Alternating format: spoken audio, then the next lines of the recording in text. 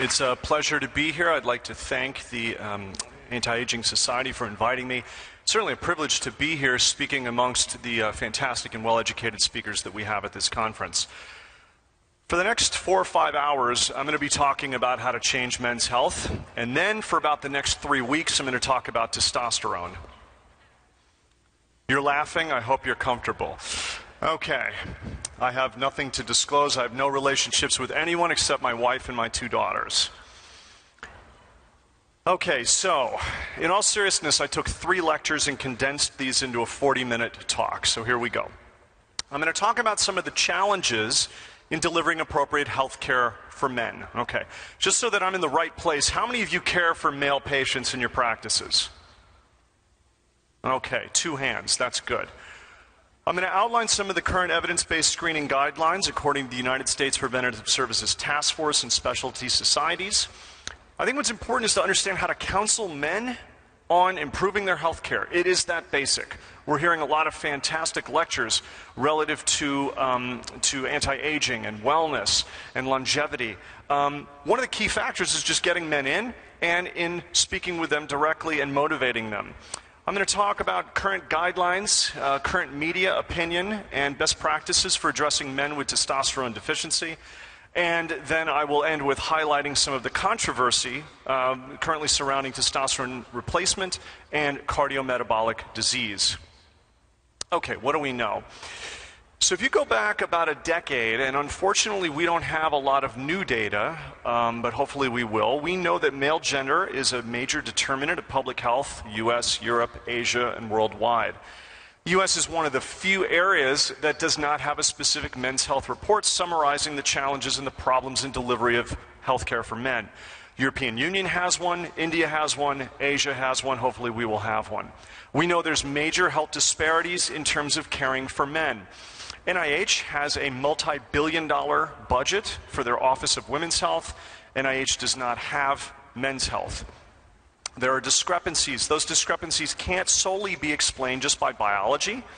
There are behavioral issues. We know biology and molecular biology play some role, though.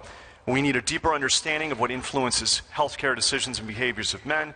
And then the global healthcare community at large must be willing to impact this culture.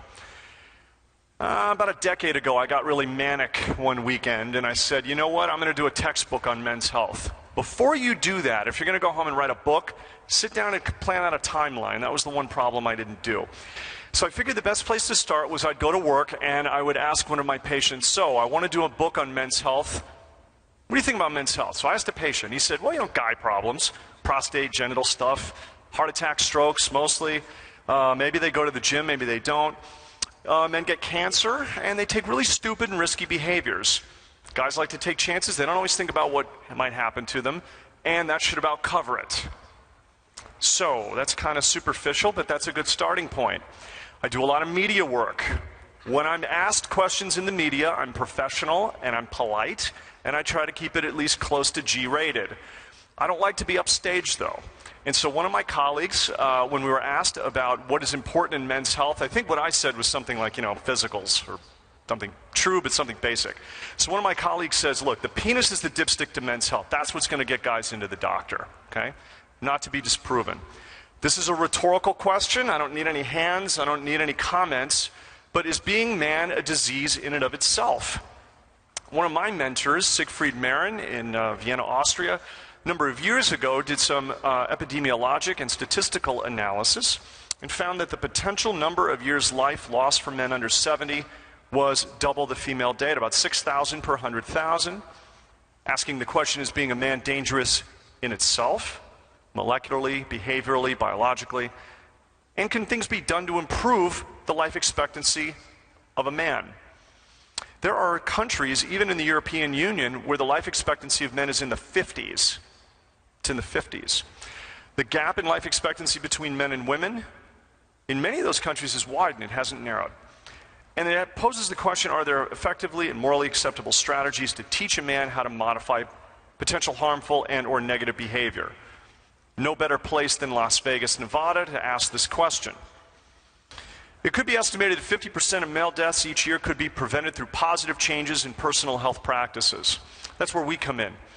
Motivational interviewing, time spent with our patients. It's challenging. Men remain underinformed about their health. One of my colleagues just